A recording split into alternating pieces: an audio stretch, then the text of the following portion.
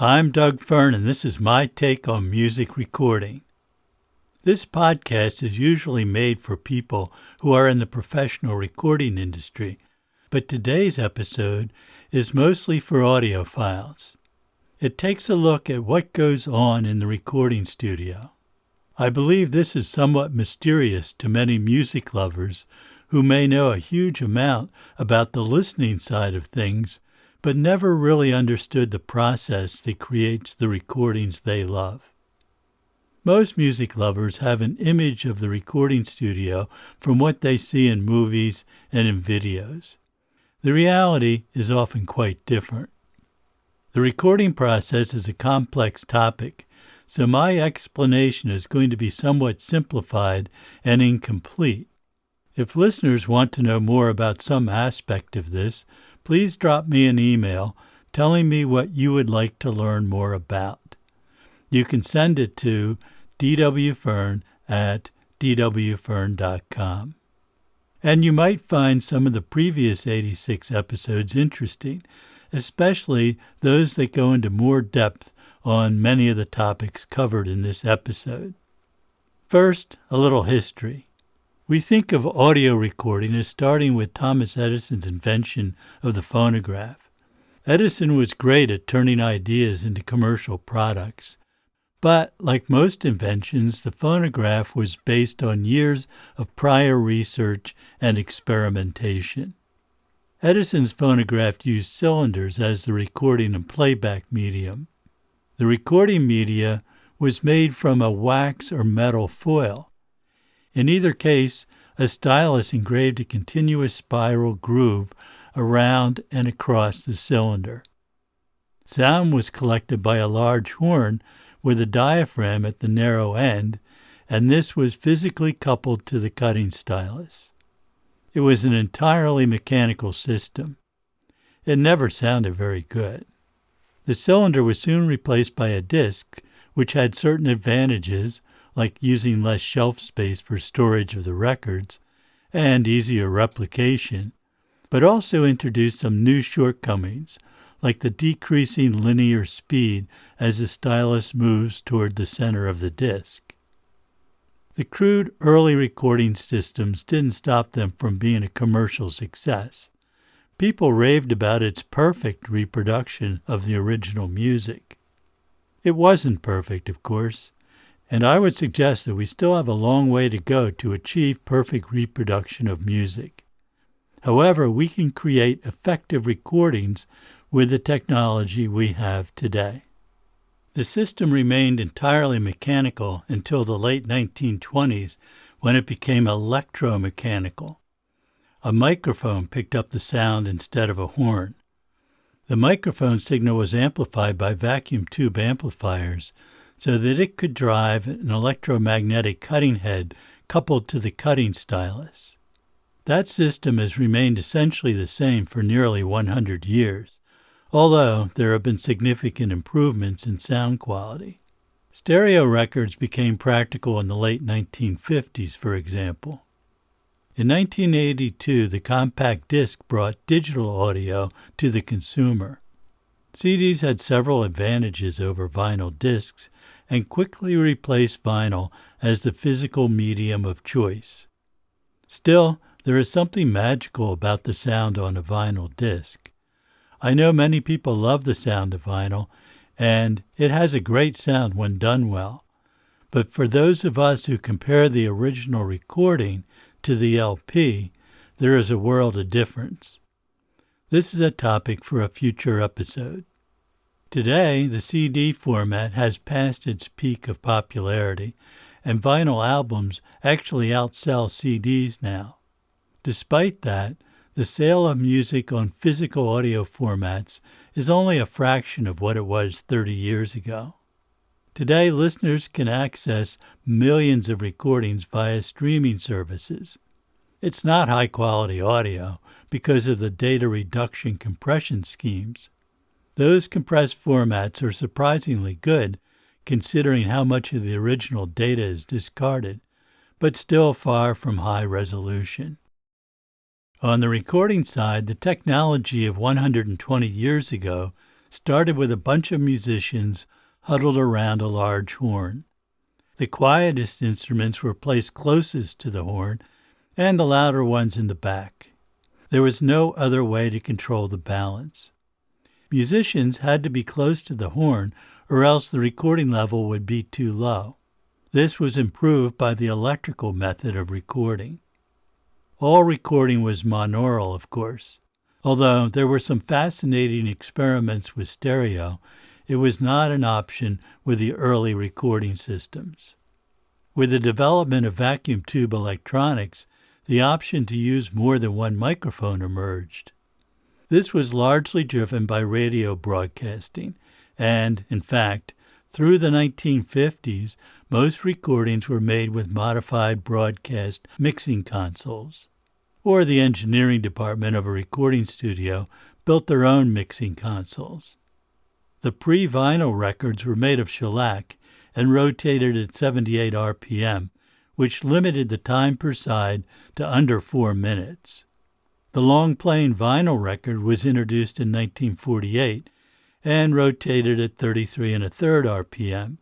It could accommodate about 20 minutes per side, or a bit more with reduced fidelity.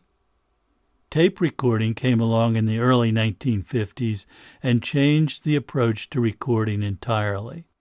Now tape machines could have multiple independent recording tracks, which opened the recording process up to more versatile and creative ways of recording. And tape could be edited, assembling the best parts from several performances. The era of multi-track tape machines and mixing consoles, developed specifically for the recording studio, started in earnest in the 1960s and reached its peak in the 1990s. After that, most studios converted to digital recorders, which were crude in the beginning, but gradually improved as computer technology allowed higher sample rates and greater bit depth. Today, most recordings are made using a computer that captures the digital audio on a hard drive, typically 24-bit at a sample rate of 96 kilohertz. Higher resolution formats exist.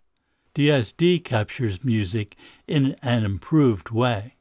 However, DSD has little traction in the recording world due to its severe limitations on how the sound can be manipulated. For example, it is not possible to mix the tracks of various recorded instruments and voices in the DSD format. Mixing requires either converting the DSD files to PCM, that is, WAV files, or converting the files to analog and combining them using a conventional analog mixer. Today, most recording happens in recording studios of various sizes and quality. Let's look at what actually happens in a recording session. What I describe here is a traditional way of recording music. There are other approaches that work too. First, there's a lot of prep work necessary to determine what pieces of music will be recorded. I will call them songs, but it applies to classical music as well. The musicians who play on the recording are chosen and booked. That might be simple if the artist is a solo act, or if it is a band of players who work together all the time, or if it's an orchestra. Other sessions, more than you might imagine, use musicians who have specialized in recording. They are the studio musicians. A studio musician is a unique breed of player, adept at quickly understanding what a song needs based on years of experience. They often read music, playing parts that are written out by an arranger. Other times, the musicians are hired for their creative input. They know how to make a song sound professional and effective. A producer oversees the entire process. That role varies quite a bit, but the full range of a producer's input might start with discovering the artist, picking the songs to be recorded, determining the key, structure, and the tempo if the artist needs help with that. The producer might hire an arranger if one is needed, and hire the studio musicians if that is necessary. They book the recording studio and work with the musicians to achieve the goals of the artist and producer. The producer supervises and directs the recording session, decides when the best performance has been captured, and determines what additional parts might be added, and books the players and studio time for that. The producer is involved in combining the finished multi-track recorded parts into a final mix, and perhaps overseeing any additional processes needed to make the music available for distribution to a variety of outlets that deliver the music to the listener. In the recording world, the role of the producer is often similar to the director of a movie, but without the large supporting staff. Some artists have a strong idea of what their song should sound like and convey that to the producer. They work together to achieve that vision of the final product. And some artists act as their own producer, just as an actor in a movie might also be the director. Some producers do their own engineering, which might include selecting the microphones for each instrument, vocal, or section, placing those microphones for optimum pickup, and doing any sonic modification they think is necessary during the recording process. Usually, however, there is a separate engineer to do the technical part of the recording. Being a producer or engineer requires a certain amount of innate talent that is honed by experience working on hundreds or thousands of recording sessions. Many producers specialize in specific musical genres, but some producers love all kinds of music and are comfortable working in multiple music styles. Many are musicians themselves.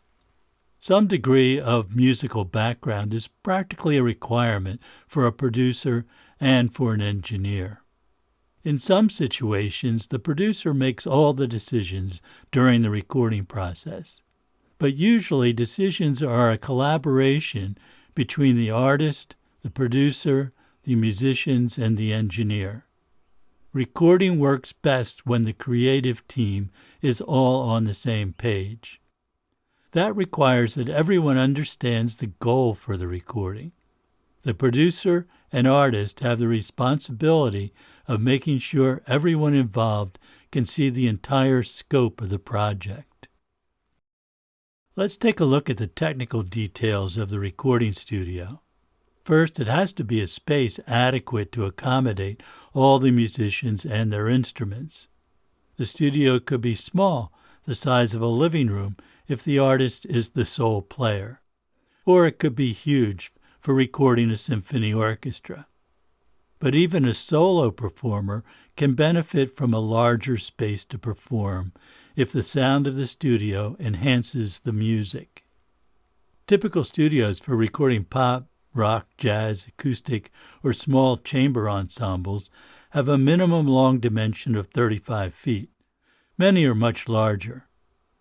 The length, width, and ceiling height are chosen to minimize room resonances that coincide. Ceiling heights are a minimum of 14 feet and can be much higher. A studio for classic music recording might be 90 by 60 feet with a ceiling height of 50 feet or more. Many classical recordings are done in concert halls, which have good acoustics, but noise intrusion may be a problem. A studio has to be isolated from the outside world. It must never allow noise from traffic, airplanes, or subway systems to be audible in the recording. Blocking outside noise also means the room is soundproof enough that the music cannot be heard by any neighbors. Sound is only stopped by mass, so the walls of a recording studio are typically made from very heavy materials like brick or concrete. The studio has to be airtight, too, since any gap in the solid walls, floor, and ceiling will compromise the isolation. The design and construction problems are multiplied if there is more than one studio in the same building. Sound-absorbing materials like fiberglass insulation or acoustic foam do not block sound. They attenuate the high frequencies effectively, but it is the low frequencies that get through. You need heavy walls to stop low frequencies. You experience this phenomenon when you are in a different room from where music is being performed or reproduced. What do you hear? The bass drum and bass, or timpani and double basses. The sound has been low-pass filtered by the walls. All the high frequencies are gone. A studio also needs to have good acoustical properties. We all know what bad acoustics sound like. The sound is ill-defined, usually has serious peaks and nulls in frequency response, and there may be inappropriate echoes. The music or speech is muddy and indistinct.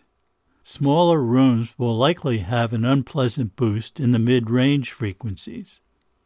The design of a studio starts with choosing dimensions that minimize the inescapable room resonances. These resonances occur as the sound is reflected between the walls, floor, and ceiling. All rooms have resonances. It is an inevitable consequence of having room boundaries. The goal is to distribute the resonances between the boundaries so that they are evenly distributed in the frequency domain and never occur multiple times at one frequency. This is the job of the acoustician that designed the space. Failure to control the room resonances gives the room very uneven frequency response. It is not unusual to have 20 dB peaks and nulls in a poorly designed room. There may be ways to control some of the resonances resulting from poor room proportions, like bass traps or other resonators tuned to absorb the offending frequencies. But it will always sound better if those problems are addressed in the studio design. The smaller the room, the more challenging this becomes. Other considerations include the HVAC system and lighting. The HVAC must not be audible on the recording, which requires careful design of the system. Large ducts and outlets operating at a low velocity are the basic requirements.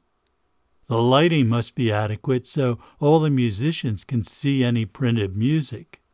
The lights are usually incandescents, which are much quieter electrically and audibly than LED or fluorescent lights. They are usually on dimmers, so the atmosphere in the studio is compatible with the mood. Special silent dimmers are used. In a professional studio, the performance space is separated from the control room with sound-isolating walls, windows, and doors that provide at least 60 dB of isolation between the rooms. This is necessary so that the engineer and producer only hear the sound from their monitor speakers and not through the walls. Only then can they make good decisions about the sound they are capturing. The control room is usually quite a bit smaller than the studio, but it still must meet stringent acoustical requirements if the engineer and producer are to have an accurate idea of the music they are recording. Most control rooms are set up for conventional stereo monitoring, perhaps augmented by a subwoofer. In the last decade, many control rooms have been designed for immersive formats like Dolby Atmos, which can use speakers around the room to provide the listener with a more dramatic and revealing sound. Those control rooms require even more stringent control of acoustics. The speakers used as control room monitors are much like high-end consumer speakers. There is even some overlap in these categories, but the requirements for a monitor speaker are different since the goal is to hear every detail, every problem. That makes monitor speakers sound harsh and unforgiving compared to most consumer speakers. Otherwise, the requirements for flat frequency response and low distortion are similar. Out in the studio, the musicians are arranged to meet several requirements. They must be separated enough that the sound of one instrument does not bleed excessively into the microphones on other instruments. This can be done by careful placement in the room, which may be augmented by using movable baffles placed between the instruments or sections, which attenuate the sound. An ensemble that is well balanced acoustically may not need much to provide good isolation. A certain amount of bleed from one instrument into other microphones may actually enhance the sound. But in modern recording, most engineers abhor any sound leakage between instruments. Complete isolation allows later manipulation of the sound without affecting the sound of other instruments. It also allows the option to entirely replace part or all of the performance of an instrument at a later time, if that becomes necessary. Often, studios have one or more separate isolation booths, which are small rooms sealed off from the main studio. These are helpful in a situation such as recording loud drums along with quiet instruments like an acoustic guitar. Or perhaps a vocalist might be placed in an ISO booth so that his or her vocal is free from any instruments. Or conversely, so that the vocalist will not be picked up by any other microphones. This is especially important if the vocal track is going to be replaced with a more carefully produced version later. For the ultimate in isolation, every instrument and voice can be recorded separately, one at a time. Some people make this work, but I believe that the recording and the performance is better if everyone plays at one time. Another consideration for the studio setup is making it comfortable for the musicians to see each other. This requirement is more serious in some recording situations than in others. The isolation booths usually have large windows, so everyone can see each other to some extent, but they won't be able to hear each other, so headphones are used to allow the musicians to properly hear one another. Personally, I prefer to have as many of the players on a session in the room together in more natural and comfortable locations. I think they make better music that way, even if it makes the engineering task more difficult. I only use isolation booths when there is no other solution. Microphones are one of the most important tools that engineers have. It would seem that a microphone with the flattest frequency response and lowest distortion would be ideal for every sound, but that is usually not true. There are hundreds of different professional recording microphone models available, and they all have different characteristics. This is a complex topic, but here are some of the variables that make microphones sound different. First is the method the microphone uses to convert acoustical energy into electrical energy. Different types of microphones have different inherent characteristics that must be understood if a quality recording is to be achieved. Studio microphones fall into three main classifications: ribbon, condenser, and dynamic. The first truly high-fidelity microphone invented was the RCA 44, which was introduced in the early 1930s. It remained in production until the late 1970s, shortly before the demise of the RCA company. By the way, you're listening to a modern version of an RCA 44 on my voice. The 44 was a ribbon microphone, which relies on a very thin strip of aluminum foil suspended in a focused magnetic field.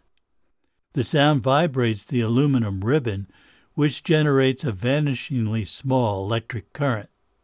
Ribbon microphones have the advantage of a very lightweight diaphragm, the ribbon, which responds rapidly to the changing pressure of the sound waves hitting it.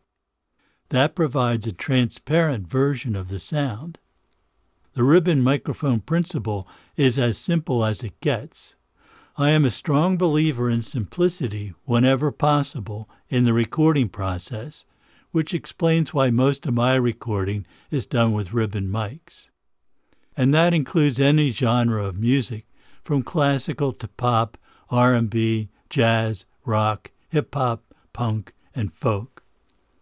The sound of a ribbon microphone is difficult to describe, but I think the best adjectives are warm and natural.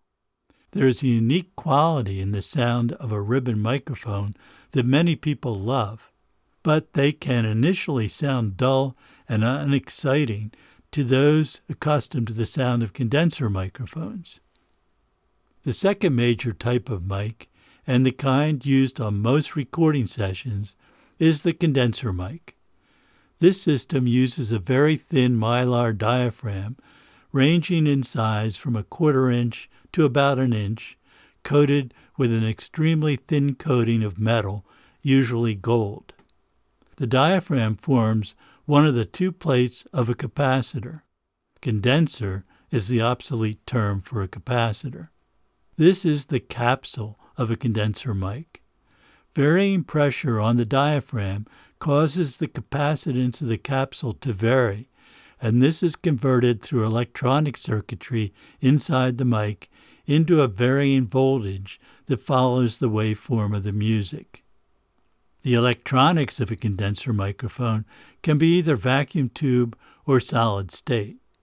The output level of a condenser mic is very high, which reduces the need for a lot of preamplification in the recording system.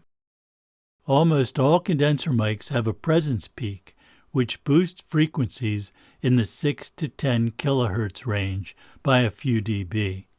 This increases the apparent loudness and adds sparkle to the sound, which may be needed in some recording situations. For example, the presence peak makes a vocal stand out against a background of many instruments. However, the presence peak is often inappropriate for some instruments. It makes them sound harsh. There are several vintage microphones that have been used for 70 years on many recordings. They are made by companies like Neumann and AKG. They have been used for so long because of the beautiful quality of their sound. The third main type is called a dynamic microphone.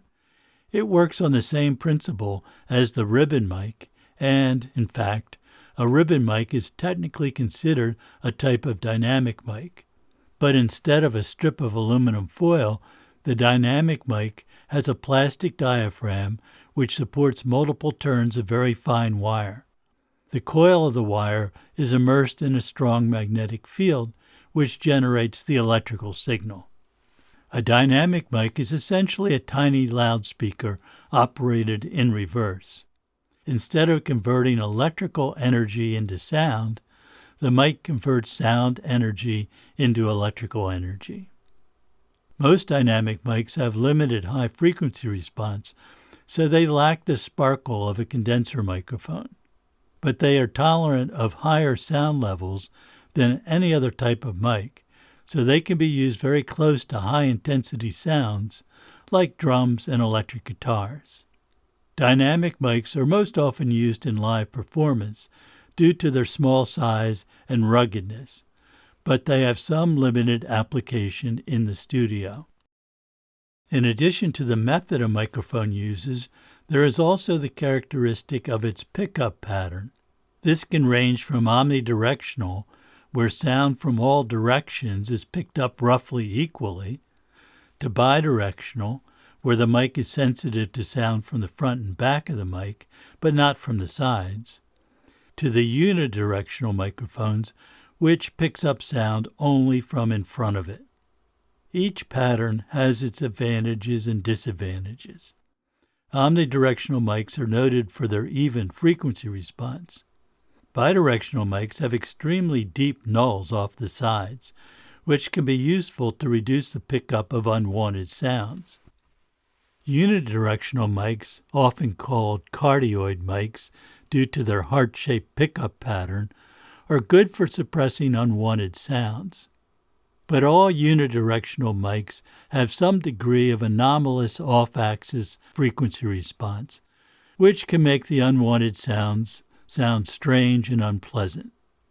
Many directional mics become almost omnidirectional at higher frequencies. This can make any off-axis pickup of other instruments sound shrill and unnatural. The bidirectional or figure-8 pattern has some unique characteristics, notably the deep nulls off the sides, top, and bottom of the mic. This is a useful tool, but perhaps the best attribute of the bidirectional mic is its consistent frequency response to sound coming from any direction. This makes any pickup of other instruments and the acoustics of the recording space much more natural sounding. Many condenser microphones have adjustable pickup patterns, switchable between omni, bi, and unidirectional. Some allow continuous adjustments between the basic patterns. I often use my condenser mics in the bidirectional position. I discovered decades ago that I prefer this sound. Directional mics, including ribbon mics, have what is called proximity effect, which emphasizes the low frequencies when the mic is placed close to the sound source. The closer the mic is, the more the low frequencies, below about 300 Hz, are emphasized. The lowest frequencies are boosted the most. Different microphone designs have different degrees of proximity effect, but some, like the RCA 44, do not achieve their flattest low-frequency response until they are at least 10 feet from the sound source. To compensate, some ribbon mics have switchable low-cut filters. Others, like the 44, do not, and often an external equalizer is needed. Proximity effect can be a benefit in some situations, but often it is not desirable, so equalization is used to tailor the bass response as necessary. Even seemingly minor things like the shape of the grill of a microphone and the size and arrangement of the holes to allow sound in can profoundly affect the sound of a mic, especially to off-axis sounds. The engineer has to understand the characteristics of the microphones available and choose the best one for the application. There are many considerations, and the same mic on the same type of instrument played by a different musician may necessitate a change in the microphone used. Also, the mic choice is often dictated by the type of music. The distance the mic is from the instrument or voice also affects the ratio between direct and reflected sound. The sense of space is often an important part of a recording. The mic distance is also helpful in creating a feeling of depth in the stereo image. With more distance, the mic will pick up more of the room sound, for better or worse, and more of any other instruments playing in the studio.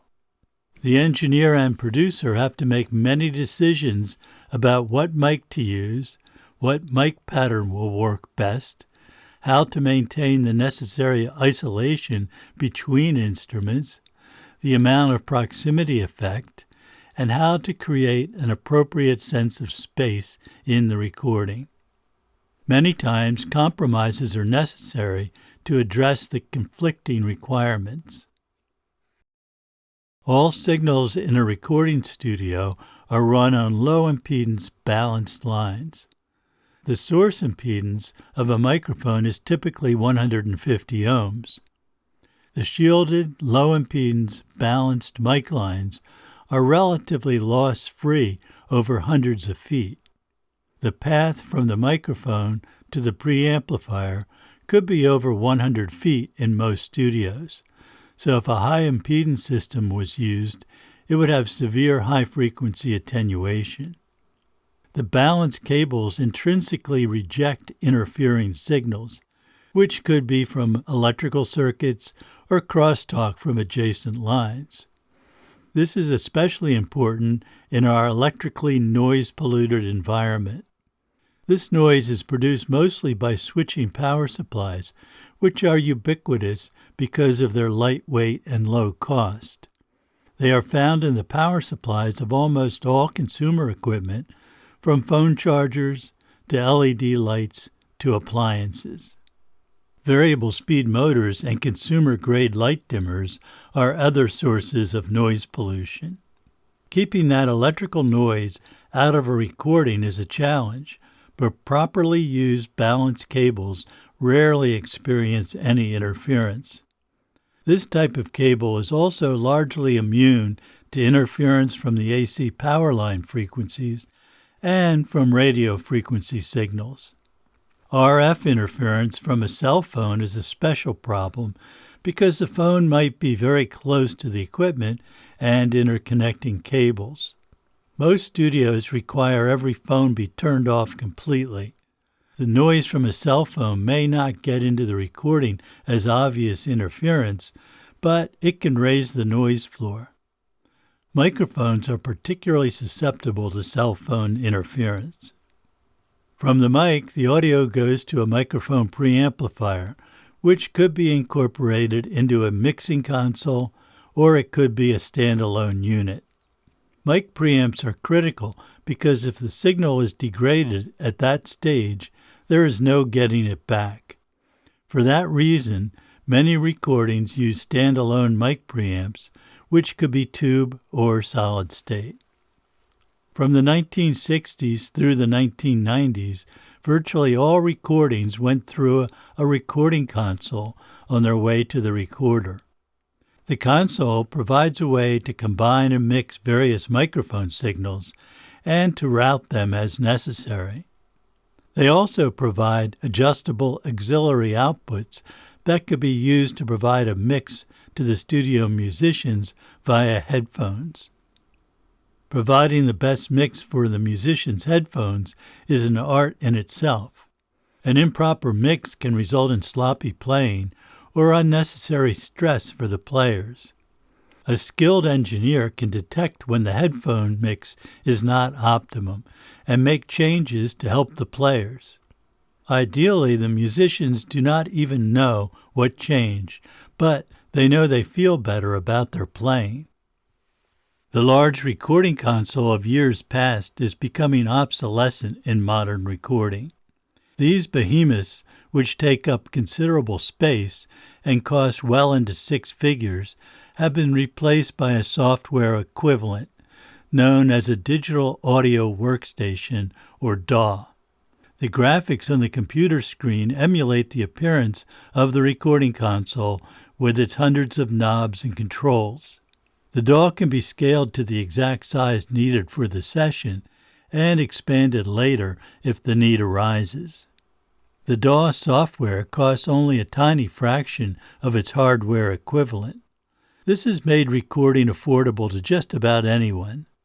With an analog-to-digital converter incorporating mic preamps, a home computer, and the DAW software, anyone can assemble a system capable of excellent audio quality for a small fraction of the cost of the console and tape machines of the past.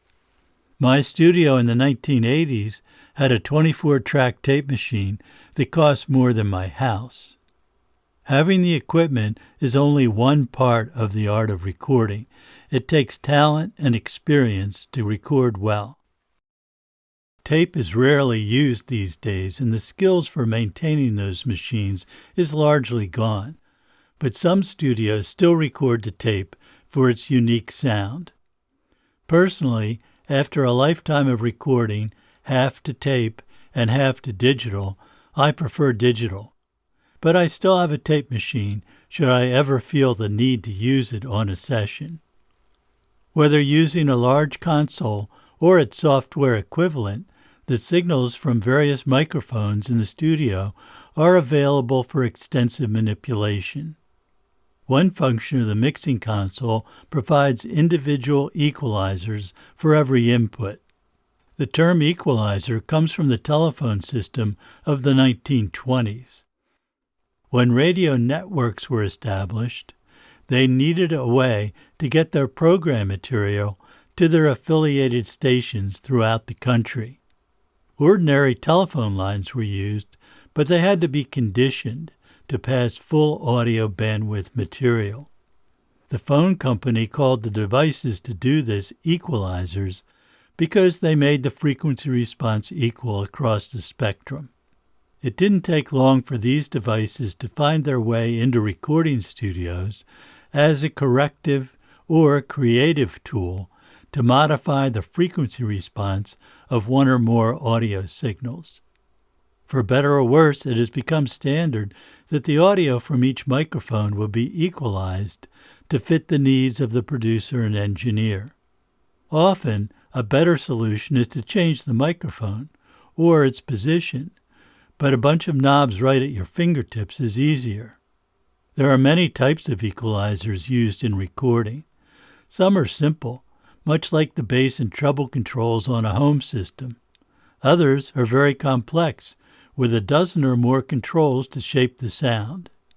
Equalization is not always the best solution because of artifacts that are introduced. For example, modifying the sound in the frequency domain always introduces frequency-dependent change in the phase relationships of the sound. Good equalizer design strives to make the phase shift sound natural to our ears. Some equalizers have been engineered to introduce zero phase shift, but I find that sound to be very unnatural, and I have never found a situation where that type of equalizer sounded right. Today, most of the equalizers are virtual, created by software and packaged as a plug-in. These cost a fraction of the cost of the hardware antecedent. The ability to recreate the characteristics of many different kinds of equalizers and other effects is improving all the time as computing power and design algorithms improve. Still, many engineers prefer the sound of the actual hardware. As close as the plug-in can get to perfectly emulating the hardware, it is still never quite the same. The recording level of each microphone can be adjusted with a linear volume control called a fader. This allows precise adjustment of the level. In many circumstances, a 1 dB change in level of an instrument or voice can have a significant audible effect on the recording during the process of mixing all the sounds for the final product.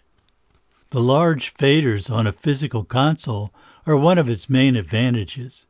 It allows the engineer to rapidly change the level of one or a dozen inputs.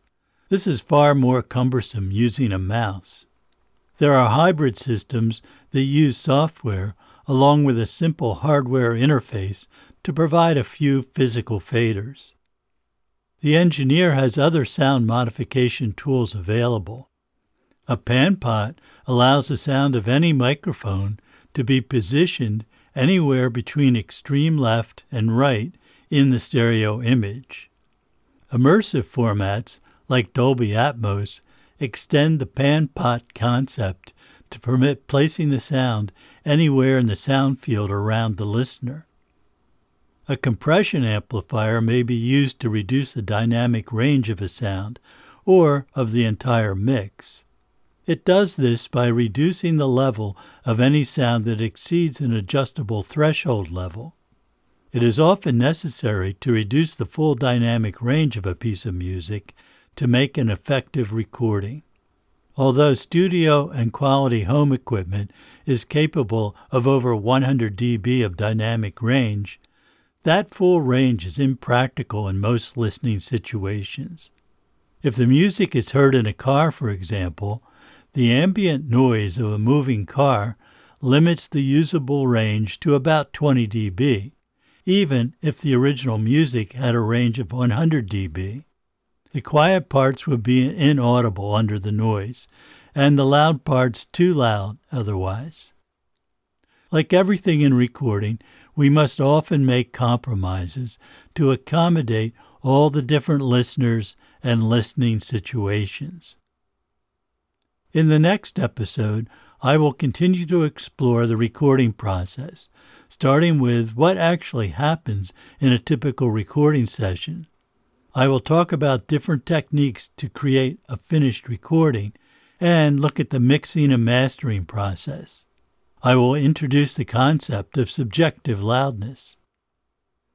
Thanks for listening, commenting, and subscribing. I can be reached at dwfern@dwfern.com.